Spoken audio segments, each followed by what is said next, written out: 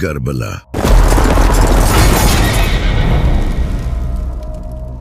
एक ऐसा रेवोल्यूशन जिसकी वजह से कई बड़ी गवर्नमेंट तक उलट गई, जैसा कि ईरान और सीरिया।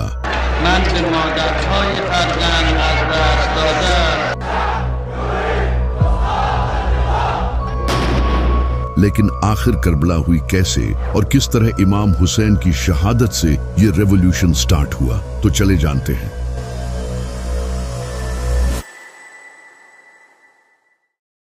जब यजीद को मुआविया ने इमाम हसन अलैहिस्सलाम की ट्रीटी तोड़कर खलीफा बना दिया, तो अपनी मौत से पहले मुआविया ने अपने बेटे यजीद को वार्न किया और कहा कि हुसैन से होशियार रहना, अगर ये तेरे खिलाफ खड़ा हुआ तो तू नहीं बचेगा।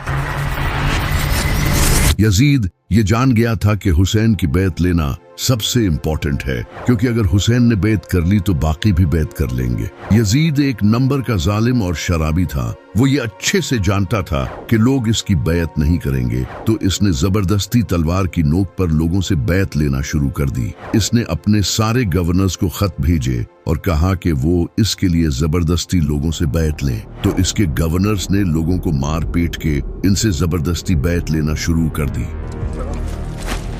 तभी मदीना का गवर्नर वलीद बिन उतबा ने इमाम हुसैन अलैहिस्सलाम को रात के वक्त सीक्रेटली बुलाया और कहा कि वो यजीद की बैत कर ले। लेकिन इमाम हुसैन अलैहिस्सलाम ने कहा कि मैं कभी भी यजीद की बैत नहीं करूंगा। ये कहकर इमाम हुसैन इसी रात अपनी फैमिली को लेकर मक्का चले गए, जहां वो कई महीनों तक रहे। जब इमाम हुसैन अलैहिस्सलाम मक्का में थे तो वहां उन्हें कूफे के कई लोगों ने खत भेजे और कहा कि हमारा आपके सिवाय कोई इमाम नहीं, आप हमारे पास आए, हम आपका साथ देंगे और इस यजीद के खिलाफ लड़ेंगे। तो इमाम हुसैन अलैहिस्सलाम ने मुस्लिम बिन अकील को कूफा की सिचुएशन का जायजा लेने के लिए भेजा। मुस्लिम बिन अकील कूफा पहुंचे और वहां के लोगों ने इनका अच्छे से वेलकम किया और 18,000 से ज्यादा लोगों ने इमाम हुसैन के हाथ पर बैत करने का वादा किया। जब यजीद को ये पता चला कि मेरे खिलाफ लोग फौज खड़ी करने वाले हैं, तो इसने फौरन कूफा के गवर्नर नोमान बिन बशीर को हटाकर इनकी जगह उबैदुल्लाह बिन जियाद को गवर्नर बना दिया, ताकि वो वहां जाकर इस मूवमेंट को खत्म कर सके। तो उबैदुल्लाह बिन जियाद बड़ी ही चालाकी से रात के अंधेरे में इमाम हुसैन की तरह के कपड़े पहनकर और अपना मुंह छुपाकर कूफा में एंटर हुआ। जब लोगों ने इसे देखा तो उन्हें लगा कि इमाम हुसैन इन्हें लीड करने आए हैं। लोग खुशियां मनाने लगे और इसके हाथ चूमने लगे। उस वक्त इलेक्ट्रिसिटी तो होती नहीं थी, तो रात के वक्त किसी को पता नहीं चला। उबैदुल्लाह बिन जियाद कूफा के महल में एंटर हो गया और अगले ही दिन इसने अपनी असलियत लोगों के सामने जाहिर कर दी और कहा कि जो भी हुसैन का साथ देगा उसका अंजाम बहुत बुरा होगा। इसने मुस्लिम बिन अकील को भी पकड़ लिया और उन्हें महल की छत से फेंककर शहीद कर दिया। और जो भी लोग इमाम हुसैन का साथ देने वाले थे, इनमें से कई लोगों को शहीद कर दिया और कई लोगों को जेलों में डाल दिया। इमाम हुसैन अलैहिस्सलाम इस वक्त तक कूफे की तरफ अपनी फैमिली के साथ निकल चुके थे, क्योंकि वो पिछले 4 महीनों से मक्का में ठहरे हुए थे और हज के मौके पर कई हजार मुसलमान आकर इन्हें फॉलो करने का वादा कर रहे थे। यजीद को जब ये पता चला तो इसने अपने कुछ बंदे इहराम की हालत में इमाम हुसैन अलैहिस्सलाम को शहीद करने के लिए भेजे। जब इमाम हुसैन को इसका पता चला कि यजीद ने इन्हें मारने के लिए जासूस भेजे हैं, तो उन्होंने मक्का छोड़ने का फैसला किया और जाने से पहले खुतबा दिया और कहा कि जो हमारा साथ देगा वो शहीद होगा और जो पीछे रह जाएगा वो कभी भी उस अजीम कामयाबी को हासिल नहीं कर सकेगा। ये कहकर इमाम हुसैन अलैहिस्सलाम कूफे की तरफ रवाना हो गए। लेकिन इन्हें ये नहीं पता था कि कूफा में उबैदुल्लाह बिन जियाद ने कब्जा कर लिया है। इनके कई साथियों ने इन्हें वहां जाने से मना भी किया, लेकिन इमाम हुसैन अलैहिस्सलाम टोटल 70 से 80 लोगों के साथ कूफा की तरफ रवाना हो गए। वो किसी जंग के लिए नहीं जा रहे थे, बल्कि अपनी फैमिली के साथ कूफा के लोगों से मिलने जा रहे थे। ये अजीम काफिला रेगिस्तान में अपने सफर पर रवाना था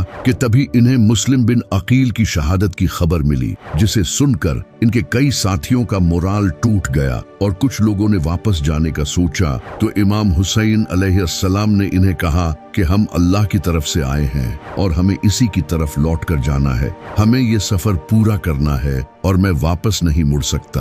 तो इसके बाद इनका काफिला वापस से कूफे की तरफ रवाना हो गया। तभी रास्ते में एक जगह जब काफिले ने क़याम किया तो इमाम हुसैन सो रहे थे। तभी उन्होंने ख्वाब में अपने नाना नबी सल्लल्लाहु अलैहि वसल्लम को देखा। आपने इमाम हुसैन अलैहिस्सलाम को फरमाया, ए हुसैन आगे बढ़ो, अल्लाह तुम्हें शहीद देखना चाहता है। तो इमाम हुसैन अलैहिस्सलाम ख्वाब से उठे और आपने अपने साथियों से ये ख्वाब शेयर किया और उन्हें कहा कि जो वापस जाना चाहते हैं वो चले जाएं, क्योंकि अब जो मेरे साथ रहेगा वो मारा जाएगा। कुछ लोग छोड़ गए लेकिन बाकी इनके साथ रहे। तो काफिला फिर से अपनी मंजिल की तरफ रवाना हो गया। तभी रास्ते में इन्हें एक और काफिला दिखाई दिया जो कि ज़ुहैर बिन कैन का काफिला था। इनकी मुलाकात इमाम हुसैन से हुई। इस मुलाकात के बाद ज़ुहैर बिन कैन ने अपनी बीवी को तलाक दे दी और कहा कि तुम बाकी सबके साथ जाओ, क्योंकि मैं अब इमाम हुसैन अलैहिस्सलाम के साथ अपनी जान दूंगा।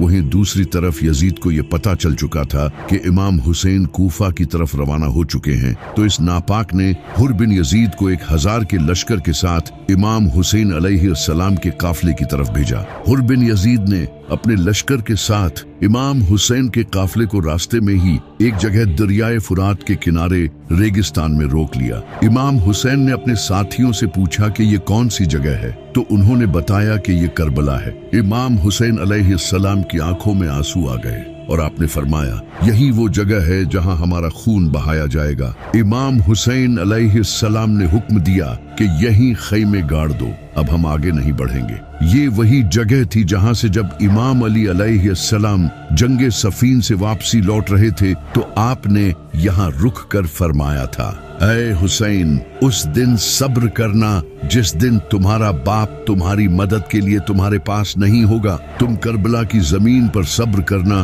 क्योंकि वहां तुम्हें अकेले मौत का सामना करना पड़ेगा। तो जब 2 मुहर्रम के दिन इमाम हुसैन अलैहिस्सलाम के साथियों ने करबला में खैमे लगा लिए तो इसी वक्त यजीद ने 4000 के लश्कर के साथ अमर बिन साद को हुर बिन यजीद की फौज ज्वाइन करने भेजा। इससे हुर बिन यजीद की फौज और ज्यादा बढ़ गई। इसके अलावा भी अमर बिन साद यजीद से और ज्यादा लश्कर मंगवाने लगा, जिसके बाद इसकी फौज 1000 से 30,000 हो गई। वहीं दूसरी तरफ इमाम हुसैन के साथ इनके सिर्फ 70 साथी थे। लेकिन आखिर क्यों अमर बिन साद इतनी ज्यादा फौज मंगवा रहा था जबकि सामने सिर्फ 70 थे और इनमें से भी कई बच्चे और औरतें थीं? इसकी वजह ये थी कि इन 70 लोगों में एक इंसान था जिसका नाम था अब्बास। ये इमाम अली अलैहिस्सलाम के बेटे और इमाम हुसैन अलैहिस्सलाम के भाई थे। ये इतने बहादुर थे कि जब ये जंग में लड़ते थे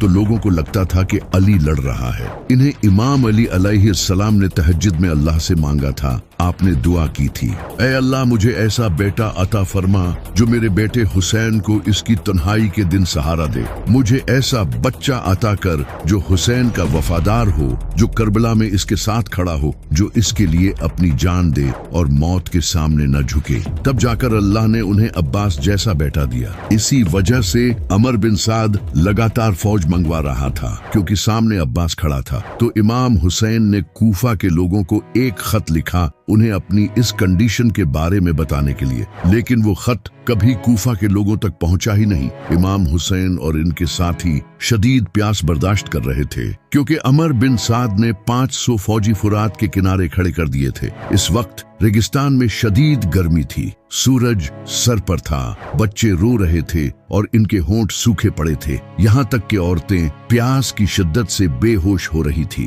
प्यास की वजह से इमाम हुसैन के साथी कमजोर हो रहे थे, लेकिन इनका जज्बा मजबूत था। इमाम हुसैन अलैहिस्सलाम के एक बेटे इमाम ज़ैनुलाब्दीन अलैहिस्सलाम पहले ही बीमार थे। बीबी सकीना इमाम हुसैन के पास आकर बार बार पूछ रही थी कि बाबा पानी कहाँ है। इमाम हुसैन अलैहिस्सलाम ने दुश्मनों को पैगाम भेजा कि अगर तुम्हें मुझसे दुश्मनी है तो इन बच्चों और औरतों को तो पानी पीने दो, इनका क्या कसूर है। लेकिन उनका आगे से जवाब आया कि हमें उबैदुल्लाह बिन ज़ियाद ने सख्त ऑर्डर दिया है कि इन्हें एक बूंद भी पानी नहीं देना। अगले दिन 8 मुहर्रम को इमाम हुसैन अलैहिस्सलाम ने अमर बिन साद से निगोशिएशंस करने की कोशिश की, लेकिन इनकी एक ही डिमांड थी कि यजीद की बैत करो, जो कि इमाम हुसैन कभी करने को तैयार नहीं थे। प्यास की वजह से दिल की धड़कन तेजी से बढ़ रही थी, खून गाढ़ा होने की वजह से बॉडी को पंप करने में मुश्किल हो रही थी, ब्रेन फंक्शंस कम हो रहे थे,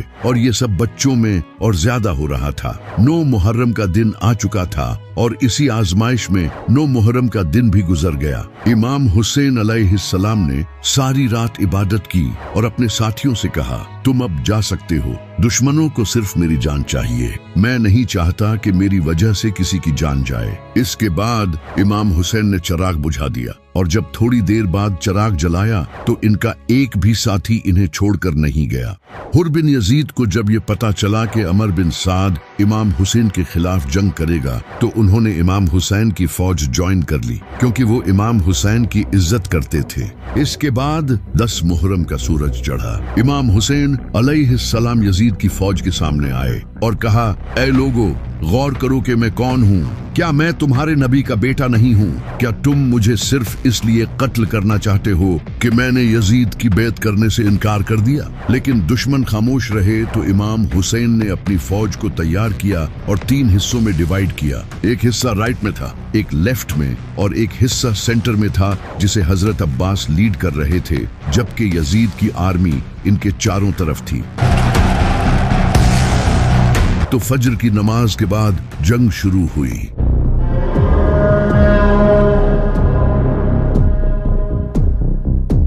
इमाम हुसैन अलैहिस्सलाम के कई साथी एक एक करके शहीद होते रहे।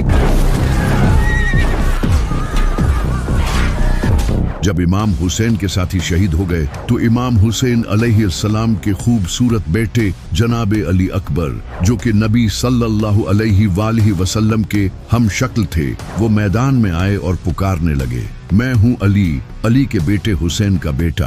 हम नबी के घर वाले हैं और अल्लाह की कसम हम कभी भी बातिल के सामने नहीं झुकेंगे। जब यजीद की फौज ने जनाबे अली अकबर के चेहरे को देखा तो वो खामोश हो गए। कुछ ने तो नजरें नीची कर ली और कुछ ने अपने चेहरे फेर लिए, क्योंकि जनाबे अली अकबर नबी सल्लल्लाहु अलैहि वसल्लम के हम शक्ल थे। ऐसा लग रहा था जैसे नबी सल्लल्लाहु अलैहि वसल्लम ही मैदान में आ गए हों। इसके बाद वो आगे बढ़े और एक के बाद एक दुश्मन को मारते गए, लेकिन दूर से किसी ने इनके सीने में नेजा मारा, जिसके बाद वो नीचे गिरे और इमाम हुसैन को पुकारने लगे। इमाम हुसैन पूरी तेजी से इनके पास आए और इन्हें उठाकर कहने लगे, ऐ अल्लाह, तू गवाह रहना, इन्होंने उसे भी शहीद कर दिया जो सूरत में तेरे नबी से सबसे ज्यादा मिलता था। इसके बाद इमाम हसन अलैहिस्सलाम के बेटे जनाबे कासिम अलैहिस्सलाम ने इमाम हुसैन से जंग की इजाजत मांगी, तो इमाम हुसैन अलैहिस्सलाम ने कहा, ऐ कासिम, तुम ही इकलौते अपने बाप की निशानी हो, मैं तुम्हें कैसे जाने दे सकता हूँ? तो जनाबे कासिम अलैहिस्सलाम ने कहा, चचा जान, आपके लिए मुझे मौत शहद से भी ज्यादा मीठी है। इमाम हुसैन अलैहिस्सलाम ने इन्हें गले लगाया और रोने लगे। तो फिर जनाबे कासिम मैदान में आए और बड़ी बहादुरी से लड़े, लेकिन कुछ देर बाद किसी ने पीछे से इन पर हमला किया और वो भी शहीद हो गए। इमाम हुसैन अलैहिस्सलाम इनके पास गए और इनके जिस्म को उठाया। इसके बाद इमाम हुसैन के 2 भतीजे भी शहीद हो गए।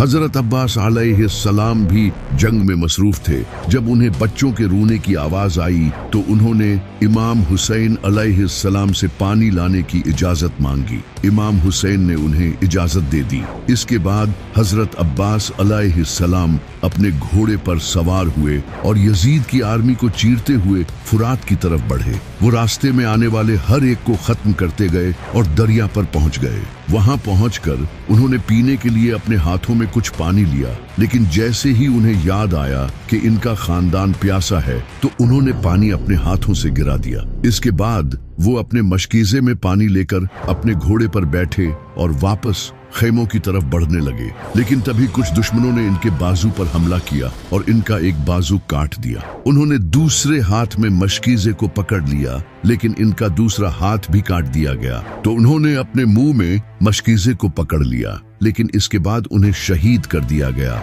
इमाम हुसैन हजरत अब्बास की तरफ बढ़े तो उन्होंने कहा, भाई, मुझे माफ करना, मैं आपके लिए पानी नहीं ला सका। और ये कहकर वो भी शहीद हो गए। इमाम हुसैन अलैहिस्सलाम इनकी इस शहादत से टूट चुके थे।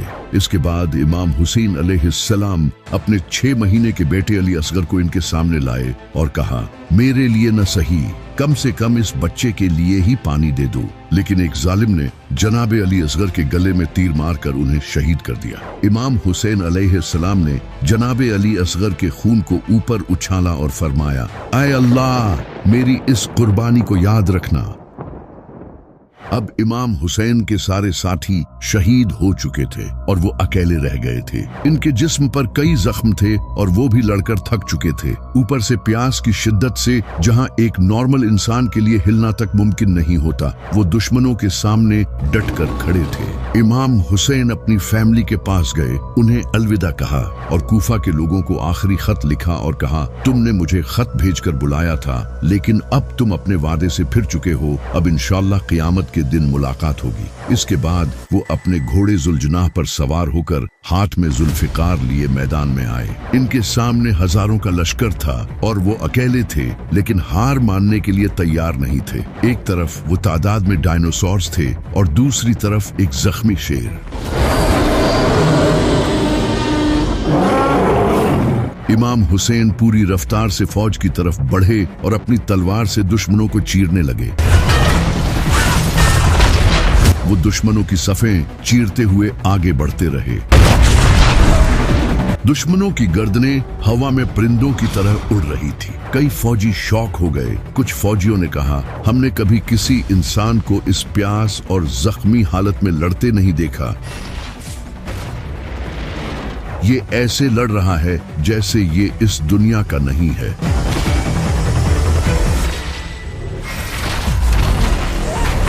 यजीद की फौज के कई कमांडर्स ने एक साथ हमला करने का कहा, लेकिन कोई भी इमाम हुसैन को फेस करने के लिए तैयार नहीं था। 10 फौजी एक साथ इमाम हुसैन अलैहिस्सलाम से लड़ने आते, लेकिन फिर भी वो इनका मुकाबला नहीं कर पा रहे थे। ऐसा लग रहा था जैसे अली खुद जुल्फिकार लेकर मैदान में लड़ रहे हों। दूर खड़े अमर बिन साद ने जब ये देखा तो इसने ये देखकर अपनी फौज को कहा, चारों तरफ से हमला करो और हुसैन पर दूर से तीर बरसाओ। जब इमाम हुसैन पर हजारों तीर बरसे तो वो खुद को बचा न सके और इनका पूरा जिस्म तीरों से भर गया। इमाम हुसैन अलैहिस्सलाम अपने घोड़े से गिरे और सजदे की हालत में चले गए। इसके बाद वो शहीद हो गए। इमाम हुसैन की शहादत के बाद शिमर इमाम हुसैन अलैहिस्सलाम के पास आया और आपके सीना मुबारक पर इसने अपना नापाक पांव रखा और इसके बाद इमाम हुसैन अलैहिस्सलाम के सर को तन से जुदा कर दिया। इमाम हुसैन के खैमों को लूटा गया, इनकी औरतों और बच्चों को कैदी बना लिया गया। इमाम हुसैन की शहादत के बाद एक ऐसा रिवॉल्यूशन आया जो कि आज तक कायम है। इमाम हुसैन की शहादत का जब कूफा के लोगों को पता चला तो उन्होंने इमाम हुसैन की कब्र पर आकर कसम खाई कि वो यजीद के खिलाफ आखिरी दम तक लड़ेंगे। इनका इम्तिहान हमारी तलवार ही लेगी। इसके बाद उन्होंने यजीद के खिलाफ जंग की और शहीद हो गए। इसके बाद मक्का में अब्दुल्लाह बिन जुबैर ने यजीद की बैत करने से इनकार कर दिया। यहाँ हम उनको रोकेंगे। जिसके बाद मक्का के मुसलमानों ने यजीद से जंग की और हजारों मुसलमान शहीद हुए। ना रहम करो। इसके बाद मदीना के लोगों ने भी यजीद की बैत तोड़ दी। जब उन्हें इमाम हुसैन अलैहिस्सलाम की शहादत का पता चला और उन्होंने भी यजीद के खिलाफ जंग की और हजारों लोग शहीद हो गए। इनके कई सालों बाद काले झंडों के साथ अब्बासी खड़े हुए और उन्होंने बनु उमैया की इस जालिम हुकूमत को खत्म कर दिया। इमाम हुसैन के खून से एक ऐसा रिवॉल्यूशन शुरू हो चुका था जो इनकी शहादत के सदियों बाद तक जारी रहा। जैसा कि 1979 ईरान में इनकलाब आने से पहले वहां शाह मोहम्मद रजा पहलवी की हुकूमत थी जो कि वेस्टर्न कंट्रीज का गुलाम बना हुआ था। जैसा कि इसराइल और अमेरिका आज जहां ईरान इनका सबसे बड़ा दुश्मन है, वहीं एक टाइम टाइम ऐसा भी था जब ईरान के इनके साथ काफी अच्छे रिलेशंस थे। On behalf of all of my fellow Americans in welcoming you to the United States. इस वक्त ईरान में फुल वेस्टर्न कल्चर था और रिलीजियस स्कॉलर्स तक को सप्रेस किया जाता था। तभी एक इंसान खड़ा हुआ जिसका नाम था अयतुल्लाह खोमीनी। खोमीनी ने लोगों को बताना शुरू किया कि हर दिन आशूरा का दिन है और हर जमीन करबला की जमीन है, यानी कि वो लोगों को ये कहने लगे कि हमें करबला की तरह इस यजीद के खिलाफ भी खड़ा होना पड़ेगा और ईरान में रिजीम चेंज लाना होगा। खोमीनी ने मजलिसों में लोगों को अवेयर करना शुरू किया। लोग इनकी बात समझने लगे और लब्बैक या हुसैन के नारे लगाने लगे। लोग इमाम हुसैन अलैहिस्सलाम के झंडे उठाने लगे और यहाँ तक कि कई हजारों मुसलमानों ने हुकूमत से लड़ने में अपनी जान तक दी। लोग इमाम हुसैन अलैहिस्सलाम की स्टोरी से मोटिवेट होने लगे और इसी तरह अयतुल्लाह खोमीनी ने ईरान की हुकूमत पलट दी, जिसके बाद ईरान में वेस्टर्न कल्चर खत्म करके इस्लामी हुकूमत लाई गई। ईरान की इस्लामी मूवमेंट से इंस्पायर होकर नाइजीरिया में शेख इब्राहिम ने भी शिया मूवमेंट स्टार्ट की। ये लोग भी इमाम हुसैन के नारे लगाने लगे और प्रोटेस्ट करने लगे, जिसे देखकर दिसंबर 2015 में नाइजीरिया की सिक्योरिटी फोर्सेस ने इन पर अटैक किया और 1000 से ज्यादा शिया मुसलमान शहीद हुए, जिसमें से 3 तो शेख इब्राहिम के बेटे थे। शेख इब्राहिम और उनकी बीवी को गोली मारी गई और बगैर किसी मुकदमे के इन्हें जेलों में डाल दिया गया। इसी तरह इराक के लोगों ने हुकूमत की करप्शन, गुर्बत और अमेरिका की फॉरेन इंटरफेरेंस से तंग आकर हुकूमत के खिलाफ प्रोटेस्ट शुरू कर दिए। Iraq is dealing with a fourth day of violent anti-government protests. ये प्रोटेस्टर्स खुद को हुसैन और हुकूमत को यजीदी बोलने लगे। 100 से ज्यादा लोगों ने अपनी जान दी। 5 Iraqis died in clashes between police and anti-government protesters in और हजारों लोग जख्मी हुए। कई लोगों को स्नाइपर्स के जरिए मारा गया और इन प्रोटेस्टर्स के कैंप्स तक जलाए गए, एग्जैक्टली जिस तरह इमाम हुसैन के खेमे जलाए गए थे। इसी साल लुबनान के लोगों ने हुकूमत की करप्शन और सियासी निजाम से तंग आकर हुकूमत के खिलाफ प्रोटेस्ट किए। लोग खुद को हुसैनी कहने लगे और काले झंडे उठाकर प्रोटेस्ट करने लगे। इन प्रोटेस्टर्स पर भी गवर्नमेंट ने टीयर गैस छोड़ी और कई लोगों को अरेस्ट भी किया गया। लेकिन इस प्रोटेस्ट के 2 हफ्ते बाद इनके प्राइम मिनिस्टर साद हरीरी ने रिजाइन कर दिया।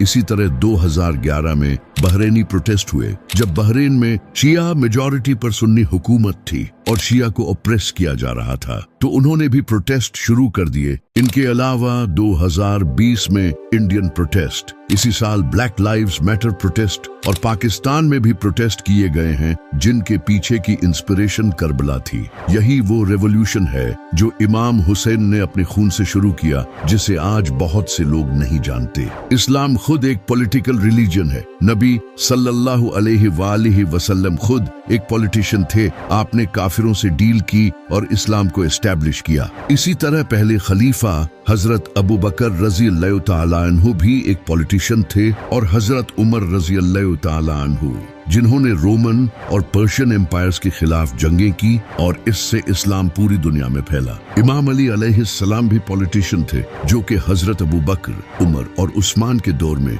हुकूमत के साथ रहे और उन्हें मशवरे देते थे और अपने दौर में भी हुकूमत की। इसी वजह से इस्लाम एक पॉलिटिकल रिलीजन है। इस्लाम का खुद का खिलाफत सिस्टम है। ये दीन हुकूमत करने के लिए ही बना है। अगर मुसलमानों पर काफिर हुकूमत करेंगे तो मुसलमानों की नमाज और रोजे का कोई फायदा नहीं होगा। ये काफिर जुल्म करेंगे और मुसलमान कुछ नहीं कर पाएंगे, जो कि आज आप फिलिस्तीन में देख सकते हो। इसी वजह से सबसे पहले हमें पॉलिटिकल एक्टिव होना पड़ेगा और अल्लाह की हुकूमत कायम करनी पड़ेगी, वरना हमारी नमाजों का कोई फायदा नहीं। इसी वजह से अल्लामा इकबाल ने कहा था कि लोग जिस दीन को मस्जिदों में तलाश करते हैं, वो दीन करबला की जमीन पर पड़ा है।